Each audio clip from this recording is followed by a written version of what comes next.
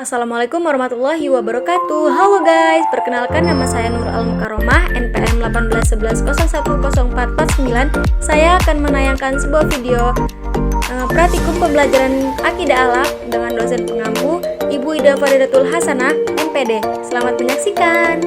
Assalamualaikum warahmatullahi wabarakatuh. Waalaikumsalam warahmatullahi wabarakatuh. Selamat pagi anak-anak. Pagi, Bu. Apa kabar semuanya? Alhamdulillah sehat. Alhamdulillah kalau pada sehat. Sebelum Ibu mulai pelajaran pada pagi hari ini, lebih baiknya kita membaca doa terlebih dahulu ya. Ayo silakan ketua kelas dipimpin doanya. Siap. Berdoa mulai. Bismillahirrahmanirrahim. Rabbi shrahli sadri wa yassirli amri wahlul 'uqdatam min lisani yafqahu qawli. Rabbi zidni ilma warzuqni fahma. Amin ya rabbal alamin. Baiklah, sebelum Ibu mulai juga, Ibu mau absen dulu ya. Ya, Bu. Amalia Indah, Hadir. Kamelia Fauzia, Hadirah. bersama yuk kita. Hadirah, Bu. Rahmatul Aulia, Hadirah, Bu. Widya Anggraini. Hadirah, Bu. Nah, baiklah. Kalau gitu hadir semua ya hari ini ya. Ya, Bu. Alhamdulillah. Sebelum Ibu buka pelajaran pada pagi hari ini, lebih baik kita membaca lafaz basmalah dulu terlebih dahulu ya. Bismillahirrahmanirrahim. Pada pagi hari ini, Ibu akan menjelaskan tentang akhlak terpuji kepada diri sendiri.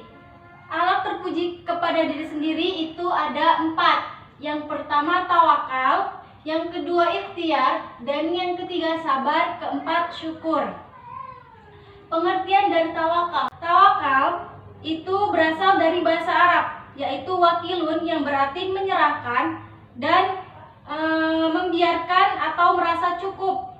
Dengan ini tawakal juga dipahami sebagai sikap menyerahkan sepenuh hati sebagian perkara kepada Allah Subhanahu wa taala dengan berpegang teguh kepada Allah.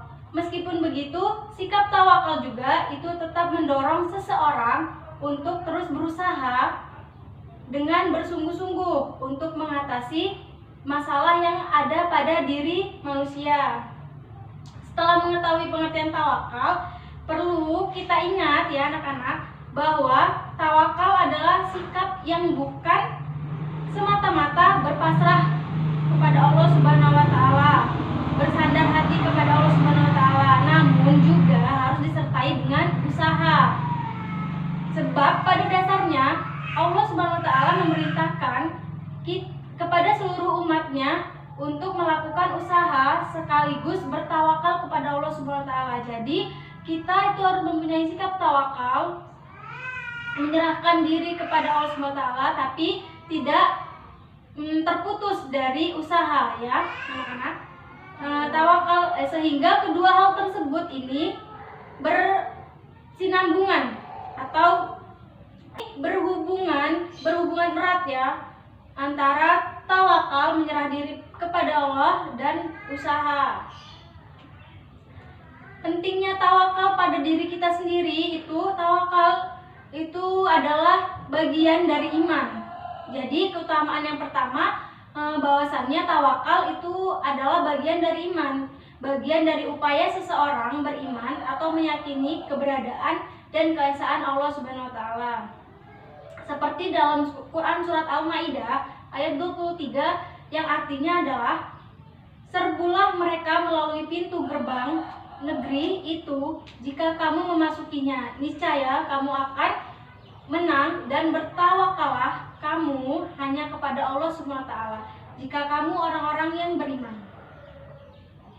Yang kedua, pentingnya bertawakal dalam diri kita sendiri itu memperoleh kecukupan dari Allah Subhanahu wa taala. Kedua keutamaan tawakal adalah untuk memperoleh kecukupan dari Allah Subhanahu wa taala, di mana saat seseorang bertawakal, atau menyerahkan diri kepada Allah Subhanahu wa taala, berarti dirinya meyakini bahwa Allah itu ada, bahwa Allah itu selalu ada dimanapun kita berada. Seperti dalam surat Quran At-Tolak ayat 65 yang artinya dan dia berikannya rizki dari arah yang tidak disangka-sangkanya. Dan barang siapa bertawakal kepada Allah Subhanahu wa taala, niscaya Allah akan mencukupinya keperluannya. Sesungguhnya Allah melaksanakan urusannya. Sungguh Allah telah mengadakan ketentuan bagi setiap sesuatu. Yang ketiga, pentingnya tawakal untuk diri kita sendiri mendapatkan kebaikan dunia akhirat. Maksudnya umat yang melakukannya, hal ini ada tercantum dalam Quran surat An-Nahl ayat 41 dan 42 yang berbunyi, dan orang yang berhijrah karena Allah Subhanahu wa taala setelah mereka dizolimi, pasti kami akan memberikannya tempat yang baik kepada mereka di dunia, dan pahala di akhirat pasti lebih besar sekiranya mereka mengetahui, yaitu orang yang sabar dan hanya kepada Tuhan mereka bertawakal. Jadi itu penting-pentingnya tadi, poin-poin pentingnya tawakal untuk diri kita sendiri. Yang kedua itu ada akhlak terpuji, yaitu ikhtiar. Ikhtiar adalah, jangan lupa dicatat ya anak-anak. Ya, Bu. Ikhtiar adalah melakukan segala cara yang halal agar kita mencapai suatu tujuan yang telah kita tentukan sesuai ketentuan yang Allah tetapkan. Ikhtiar ini sangat penting ya anak-anak, karena orang yang berikhtiar itu berikhtiar dengan sungguh-sungguh itu, maka akan mudah kan ia dalam mencapai kesuksesannya. Yang ketiga ada akhlak terpuji, sabar. Sabar merupakan kata yang sering kali kita dengar ya, dan sering kali diucapkan oleh lisan. Orang yang memiliki sifat sabar akan memperoleh ketenangan, ketentraman, dan kelapangan hati. Sabar memang bukanlah suatu perkara yang mudah yang bisa kita terapkan dalam kehidupan sehari-hari. Namun, tidak juga mustahil seseorang memiliki sifat penyabar. Islam memandang sifat sabar ini sebagai salah satu sifat terpuji yang bisa dikatakan sebagai orang yang beriman. Yang keempat itu ada syukur. Pengertian syukur itu penting banget ya anak-anak untuk kita di dunia dan juga di akhirat. Karena apa? Pengertian bagaimana pentingnya syukur ini kepada Allah Subhanahu wa taala itu telah ada di dalam firman-Nya Allah. Surat Ibrahim ayat 7 yang artinya, jika kalian bersyukur niscaya aku Allah Subhanahu wa taala akan menambah, jika kalian kufur sesungguhnya siksaku niscaya sangat berat. Nauzubillah min dzalik ya anak-anak ya. Kita harus selalu bersyukur apa yang kita punya. Anak-anak muda sekarang itu lebih mengedepankan insecure daripada bersyukur. Padahal itu tidak baik. Jadi kita harus selalu bersyukur apa yang Allah kasih sama kita. Karena yang kita miliki saat ini itu akan kembali kepada Allah Subhanahu wa taala.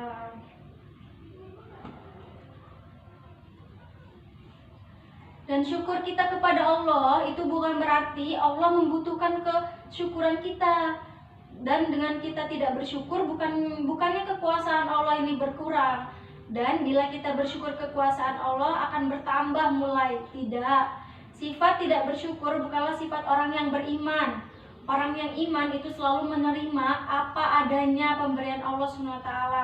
Tidak mengeluh dengan segala pemberiannya, walaupun itu jumlahnya sedikit, lebih sedikit nilainya. Seperti dalam hadis riwayat oleh Imam At-Tirmizi yang artinya, barang siapa diberi suatu pemberian kemudian dia menjumpai sesuatu untuk membalasnya, maka berikanlah. Tetapi bila tidak menjumpai sesuatu untuk membalas pemberiannya, maka memujilah atau bersyukur, berucap alhamdulillahirobbilalamin. Barang siapa yang memuji, maka sungguh dia telah bersyukur. Barang siapa yang menyimpan, maka dia sungguh telah kufur. Barang siapa yang berhias dengan tidak memberikan kesyukurannya, maka seperti orang yang tidak memakai pakaian. Nauzubillahi min Zalik. Ya.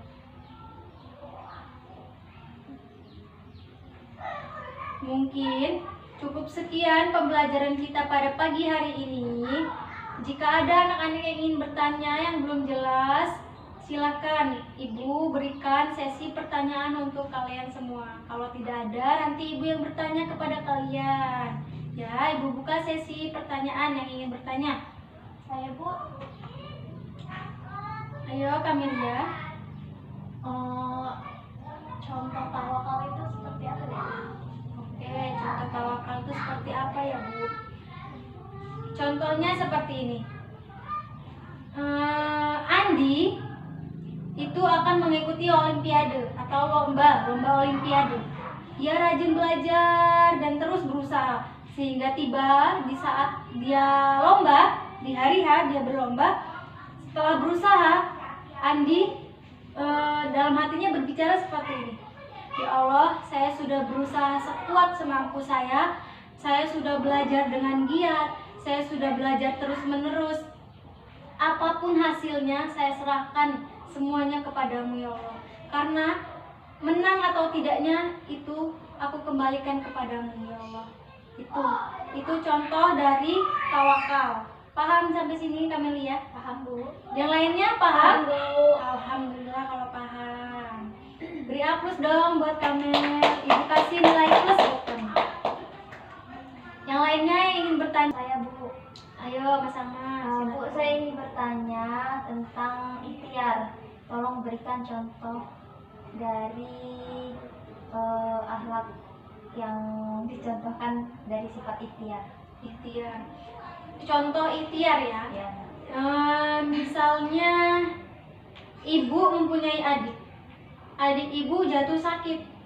Lalu ia berobat ke sebuah dokter, tapi dia tetap di dokter itu aja. Misalnya ke dokter Sunanto. Ke dokter Sunanto. Dia berikhtiar atau dia percaya kalau aku berobat di situ, insya Allah aku sembuh. Terus lalu ia meminum obat dari dokter itu. Terus dia selalu berikhtiar, selalu berdoa kepada Allah Subhanahu wa taala, ya Allah, jika sembuhku lewat perantara obatmu, maka sembuhkanlah aku lewat perantara obat ini. Dan dokter Susanto tersebut gitu. Jadi itu dia benar-benar cukup hanya ke dokter itu saja, tidak kemana-mana gitu. Dia berikhtiar ke dokter itu karena menurut dia itu perantara Allah itu ke dokter itu gitu loh. Jadi ke dokter itu dia bisa sembuh gitu. Dapat sembuh, dapat sehat kembali karena Allah juga menurunkan perantaranya melewati obat atau dokter tersebut agar adiknya ibu tadi itu bisa sembuh kembali. Seperti itu Mas Sama. Iya, Bu. Bagaimana yang lainnya, paham? Paham. Beri aplaus pada Mas Sama. Terima kasih ya Mas Sama. Ya Bu, sama-sama. Kita berdoa terlebih dahulu. Ayo Kamelia selaku ketua kelas dipimpin doanya dulu ya. Semua siap berdoa, mulai.